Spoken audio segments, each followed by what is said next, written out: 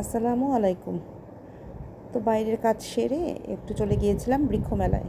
প্রতি বছর জুলাই মাসের প্রথম থেকেই শুরু হয়ে যায় সারা বাংলাদেশে বৃক্ষ মেলা, প্রত্যেকটা শহরে। তো এই মেলাতে গিয়েছি আসলে কাঁচামরিচের গাছ খুঁজতে। যে কাঁচামরিচের যে দাম এখন, তো অবাক হলাম যে মেলাতে কাঁচামরিচের কোনো চারাই পেলাম না।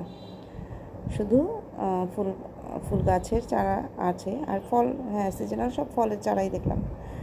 তো তারপরে চলে গেলাম আমাদের শহরের বিখ্যাত এক কী বলে মালাই চা খেতে। সেটা হচ্ছে কালীর বাজারে, এবং চাটা সত্যিই আসলে খুবই মজার।